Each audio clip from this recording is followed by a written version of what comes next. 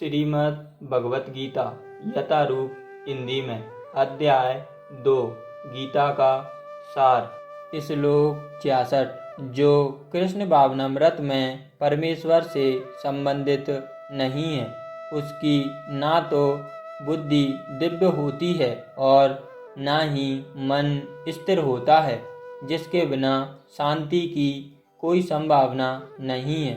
शांति के बिना सुख हो भी कैसे सकता है।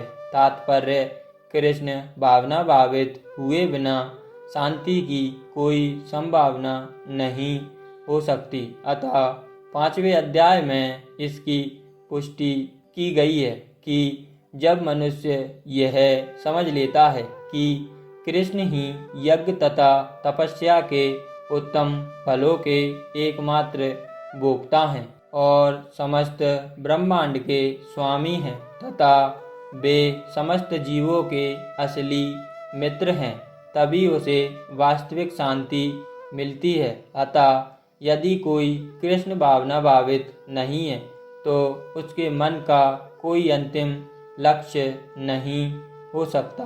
मन की चंचलता का एकमात्र कारण अंतिम लक्ष्य का अभाव है। जब मनुष्य को यह पता चल जाता है कि कृष्ण ही भोक्ता, स्वामी तथा सबके मित्र हैं, तो स्थिरचित्त होकर शांति का अनुभव किया जा सकता है। अतएव जो कृष्ण से संबंध न रखकर कार्य में लगा रहता है वह निश्चय ही सदा दुखी और अशांत रहेगा, भले ही वह जीवन में शांति तथा आध्यात्मिक उन्नति का कितना ही दिखावा क्यों न करे। कृष्ण भावनामृत स्वयं प्रकट होने वाली शांतिमयी अवस्था है, जिसकी प्राप्ति कृष्ण के संबंध से ही हो सकती है।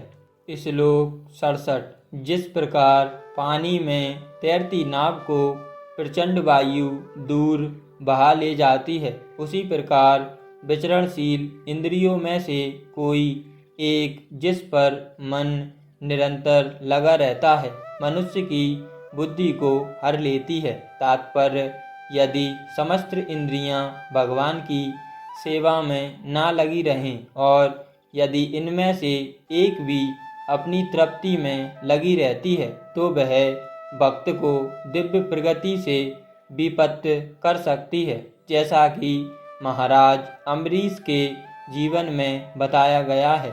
समस्त इंद्रियों को कृष्ण भावनामृत में लगा रहना चाहिए, क्योंकि मन को वश में करने की यही सही एवं सरल विधि है। श्लोक 68 अतः हे महावायु, जिस पुरुष की इंद्रियां अपने अपने विषयों से सब प्रकार से विरत होकर उसके वश में हैं, उसी की बुद्धि निसंदेह स्थिर है। तात्पर्य कृष्ण भावनामृत के द्वारा या सारी इंद्रियों को भगवान की दिव्य प्रेम भक्ति में लगाकर इंद्रिय तृप्ति की बलीवती शक्तियों को दमित किया जा सकता है। जिस प्रकार शत्रुओं का दमन श्रेष्ठ सेना द्वारा किया जाता है, उसी प्रकार इंद्रियों का दमन किसी मानवीय प्रयास के द्वारा नहीं, अपितु उन्हें भगवान की सेवा में लगाए रखकर किया जा सकता है। जो व्यक्ति यह हृदयगम कर लेता है कि कृष्ण भावनामृत के द्वारा बुद्धि स्थिर होती है और इस कला का अभ्यास प्रामाणिक गुरु के पथ प्रदर्शन में करता है, वह साधक अथवा मोक्ष का अधिकारी कहलाता है। श्लोक 69 जो सब जीवों के लिए रात्रि है वह आत्मसंयमी के जागने का समय है और जो समस्त जीवों के जागने का समय है वह आत्मनिरीक्षण मुनि के लिए रात्रि है। तात्पर्य बुद्धिमान मनुष्यों की दो श्रेणियां हैं। एक श्रेणी के मनुष्य इंद्रिय तृप्ति के लिए भौतिक कार्य करने में निपुण होते हैं और दूसरी श्रेणी के मनुष्य आत्मनिरीक्षक हैं और आत्म साक्षात्कार के अनुशीलन के लिए जागते हैं। विचारवान पुरुषों या आत्मनिरीक्षक मुनि के कार्य भौतिकता में लीन पुरुषों के लिए रात्रि के समान हैं। भौतिकतावादी व्यक्ति ऐसी रात्रि में अनिविज्ञता के कारण आत्म साक्षात्कार के प्रति सोए रहते हैं। आत्मनिरीक्षक मुनि भौतिकतावादी पुरुषों की रात्रि में जागे रहते हैं। मुनि को आध्यात्मिक अनुशीलन की क्रमिक उन्नति में दिव्य आनंद का अनुभव होता है, किंतु भौतिकतावादी कार्यों में लगा व्यक्ति आत्म साक्षात्कार के प्रति सोया रहकर अनेक प्रकार के इंद्रिय सुखों का स्वप्न देखता है और उसी सुप्तावस्था में कभी सुख तो कभी दुख का अनुभव करता है। आत्म निरीक्षक मनुष्य भौतिक सुख तथा दुख के प्रति अन्य मनस्क रहता है। वह भौतिक घातों से अविचलित रहकर आत्म साक्षात्कार के कार्यों में लगा रहता है। श्लोक 70। जो पुरुष समुद्र में निरंतर प्रवेश करती रहने वाली नदियों के समान इच्छाओं के निरंतर प्रवाह से विचलित नहीं होता और जो सदैव स्थिर रहता है वह शांति प्राप्त कर सकता है। वह नहीं जो ऐसी इच्छाओं को तुष्ट करने की चेष्टा करता हो। तात्पर्य, यद्यपि विशाल सागर में सदैव जल रहता है, किंतु वर्षा ऋतु में विशेषतः यह अधिकारित जल से बढ़ता जाता है, तो भी सागर उतने पर ही स्थिर रहता है। ना तो वह विशुद्ध होता है और न तट की सीमा का उल्लंघन करता है। यही स्थिति कृष्ण भावना भावित व्यक्ति की है। जब तक मनुष्य शरीर है तब तक इंद्रिय तृप्ति के लिए शरीर की मांगें बनी रहेंगी, किंतु भक्त अपनी पूर्णता के कारण ऐसी इच्छाओं से विचलित नहीं होता। कृष्ण भावना भावित व्यक्ति को किसी वस्तु की आवश्यकता नहीं होती, किंतु भगवान उसकी सारी आवश्यकताएं पूरी करते रहते हैं। अतः वह सागर के तुल्य होता है, अपने में सदैव पूर्ण।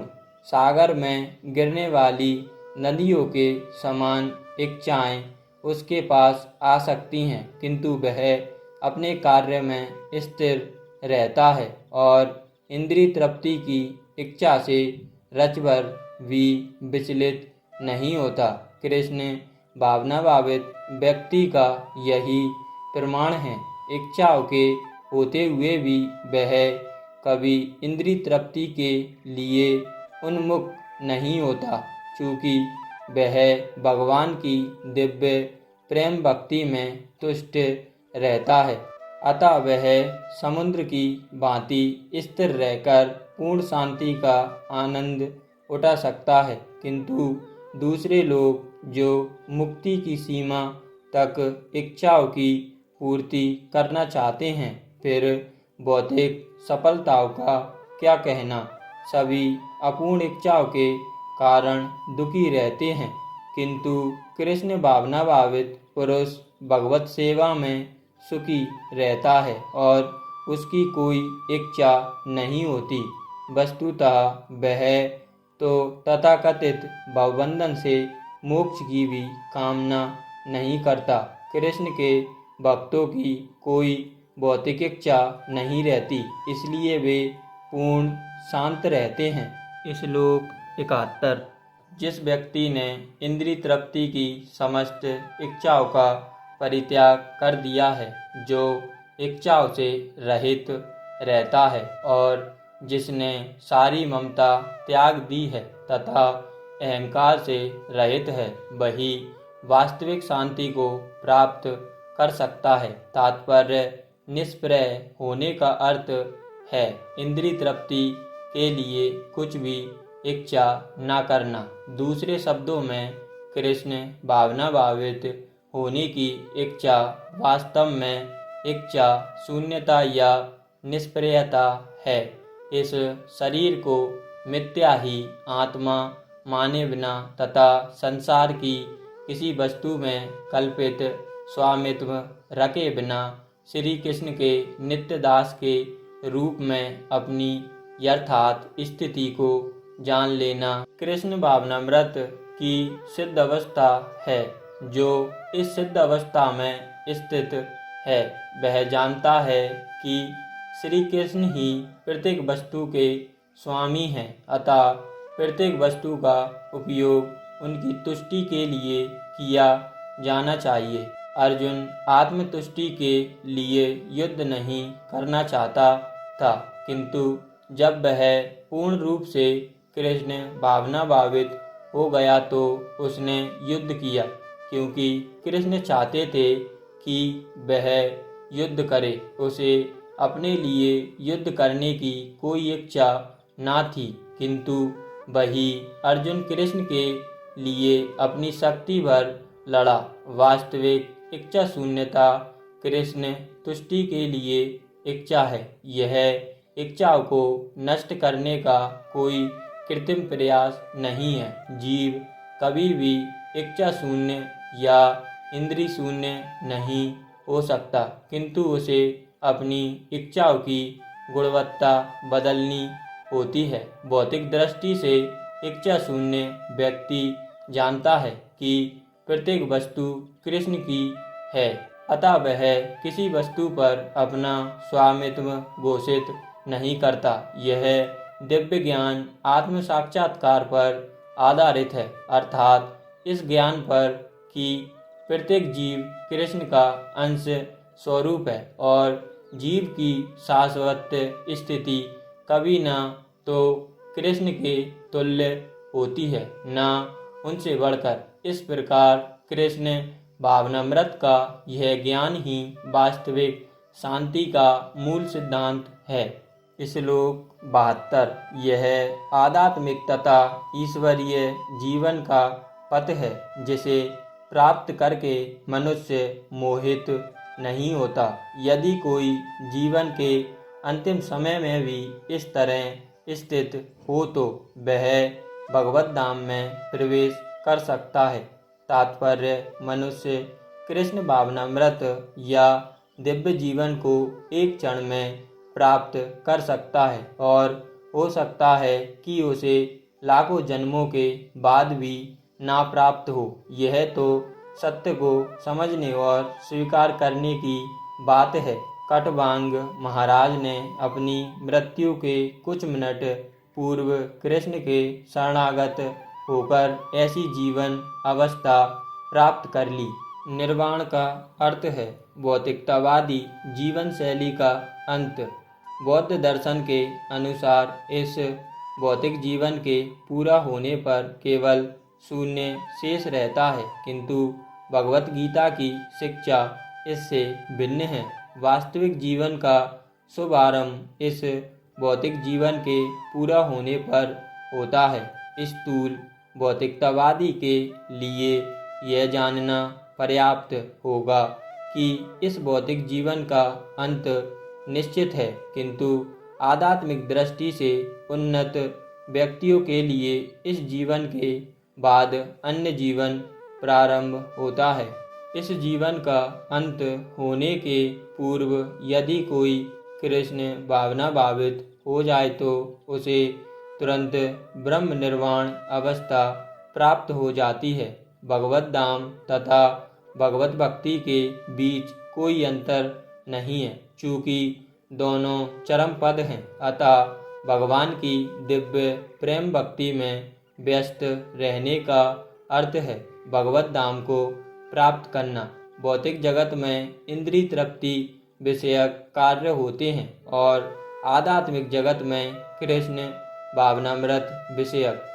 इसी जीवन में ही कृष्ण भावनामृत की प्राप्ति तत्काल ब्रह्म प्राप्ति जैसी है और जो कृष्ण भावनामृत में स्थित होता है वह निश्चित रूप से पहले ही भगवत धाम में प्रवेश कर चुका होता है। ब्रह्म और भौतिक पदार्थ एक दूसरे से सर्वथा विपरीत हैं, अतः ब्रह्म ही स्थिति का अर्थ है, भौतिक कार्यों के पथ पर न होना। भगवत गीता में भगवत भक्ति को मुक्त अवस्था माना गया है, अतः ब्रह्म ही स्थिति भौतिक बंधन से मुक्त है। श्रील भक्ति विनोद ठाकुर ने भगवत गीता के इस द्वितीय अध्याय को संपूर्ण ग्रंथ के प्रतिपाद्य विषय के रूप में संक्षिप्त किया है। भगवत गीता के प्रतिपाद्य हैं कर्म योग, ज्ञान योग तथा भक्ति योग। इस द्वितीय अध्याय में कर्म योग तथा ज्ञान योग की स्पष्ट व्याख्या हुई है एवं भक्ति योग की भी झांकी दी गई है। इस प्रकार श्रीमद् भगवत गीता के द्वितीय अध्याय गीता का सार का भक्ति वेदांत तात्पर्य पूर्ण हुआ।